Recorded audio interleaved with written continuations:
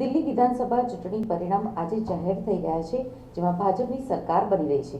ત્યારે સુરતમાં પણ ઉજવણી કરવામાં આવી હતી. સુરતમાં ભાજપ કાર્યાલય ખાતે ફટાકડા ફોડી મોઢું મીઠું કરાવીને ઉજવણી કરાઈ હતી. દિલ્હી વિધાનસભા ચૂંટણી પરિણામ આજે જાહેર થયા છે, જેમાં દિલ્હી વિધાનસભા ચૂંટણીના પરિણામ ભાજપ તરફી આવ્યા છે. ભાજપે 27 વર્ષ બાદ સત્તામાં આવ્યું છે. તે દરમિયાન સુરતમાં પણ ઉજવણી કરવામાં આવી હતી. સુરતમાં ઉધના સ્થિત ભાજપ કાર્યાલય ખાતે ઉજવણી કરવામાં આવી હતી. ફટાકડા ફોડી મોઢું મીઠું કરાવીને ઉજવણી કરાઈ હતી. આ ઉજવણીમાં ભાજપના નેતાઓ અને કાર્યકર્તાઓ ઉપસ્થિત રહ્યા હતા. તેમજ કેન્દ્રીય જળ શક્તિ મંત્રી સી.આર. પાટીલે પત્રકાર પરિષદ પણ સંબોધી હતી.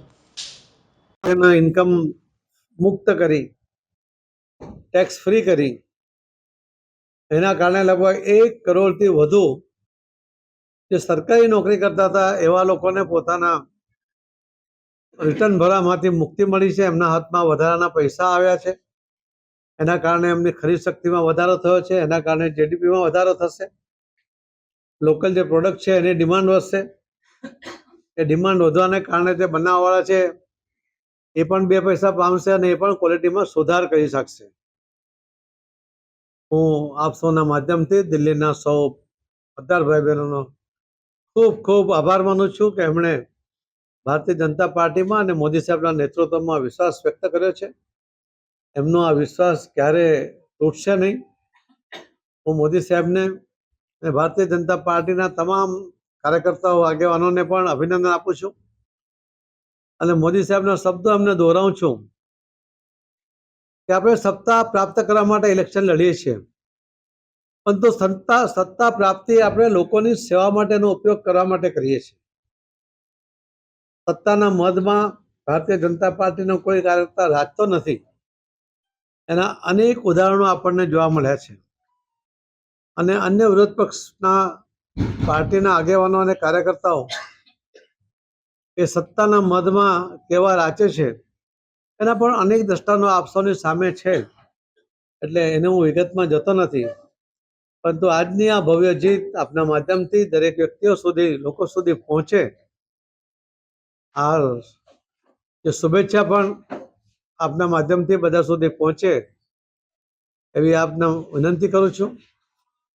આ જીતમાં આપ સૌનો પણ જે સાથ સહકાર મળ્યો, print media, electronic media, social media, આપ સૌનો પણ હું ખૂબ ખૂબ આભાર વ્યક્ત કરું છું. ખૂબ ખૂબ ધન્યવાદ. શ્રી નરેન્દ્રભાઈ મોદી સાહેબ અને દિલ્હીની જનતાએ ઝાડુના ટીનકા સાફ કરી નાખ્યા છે. જુઠ્ઠાઓની ટોળી, ભ્રષ્ટાચારીઓની ટોળી, જૂઠા વાયદા કરવાવાળાની ટોળી ને રોજ પડને દિલ્હીની જનતાને ગુમરાહ કરવાની ટોળીઓને ઘરે બેસાડી દીધી છે. દિલ્હીની जनताए एक एक को चुन चुन के मारा है और मारा है तो क्या मारा है वो आप देख सकते हैं कि इसकी 5 विकेट गिर गई है. एक बची हुई एનું દુઃખ છે કે એની મુખ્યમંત્રી એક બચી ગઈ છે, એનું અમને અફસોસ છે. બાકી એના પણ સુપડા સાફ કરવાની ખૂબ જરૂર હતી. દિલ્હીની જનતા મોડે મોડે એના ત્રાસી ગઈ હતી. વીજળી પાણી હોય તો આપે ને, મફતમાં આપવાની જાહેરાત કરો હોય તો આપે ને. પંજાબમાં હું ચૂંટણીમાં હતો, 1000 રૂપિયાનો વાયદો કર્યો હતો. આજે 3 વર્ષ થઈ ગયા છે, પંજાબમાં કોઈ મહિલાને 1000 રૂપિયા મળ્યો નથી. આવા જુઠ્ઠાઓના સરદાર પર આ જુઠ્ઠાના કોણ વિશ્વાસ મૂકશે? 2100 રૂપિયાની જાહેરાત કે કોણ વિશ્વાસ મૂકશે? હું ચૂંટણીમાં હતો 6 દિવસ ત્યાં આગળ. દિલ્હીની જનતા એટલી ત્રાસી ગઈ હતી કે આ તમે એની કોઈ કલ્પના કરી શકો એમ નથી. હવે જ્યારે ડબલ એન્જિનની સરકાર બની ગઈ છે ત્યારે આગામી 5 વર્ષમાં યમુના પણ સાફ થઈ જશે. વીજળી પાણીની જે કટોતી છે ત્યાં આગળ તે સાફ છે. અને સૌથી મહત્વની વાત, દિલ્હીના લોકોને કેન્દ્રીય સરકારની, નરેન્દ્રભાઈ મોદી સરકારની તમામ યોજનાઓથી વંચિત રાખ્યા છે. ત્યાં આયુષ્યમાન કાર્ડ યોજનાનો અમલ નથી કર્યો, ઈડબ્લ્યુએસ ક્વાર્ટર્સનો અમલ નથી યોજનાનો અમલ કર્યો. એવી કઈ કેટલીય યોજનાઓ છે જેના લાભથી દિલ્હીની પ્રજાને વંચિત રાખી છે. હવે જ્યારે પહેલા મુખ્યમંત્રીની પહેલી કેબિનેટ મળશે ત્યારે જ આમાંની ઘણી બધી જાહેરાતો થઈ જશે. કારણ કે પ્રજાને મોદી હે તો મુમકિન હે ને મોદીના વચન પર વિશ્વાસ છે. કોંગ્રેસની 21 સીટ ની આવે કોંગ્રેસ તો શિખંડી બનીને યુદ્ધ કરી રહી હતી, ઢાલ બની હતી. એ ભારતીય જનતા પાર્ટીને હરાવા મેદાનમાં ઉભી રહી હતી. આપને તો એને કશું જીતાડવી હતી, પણ દિલ્હીની પ્રજા એ પણ જોયું છે કે કોંગ્રેસ તો માત્ર ઢાલ છે.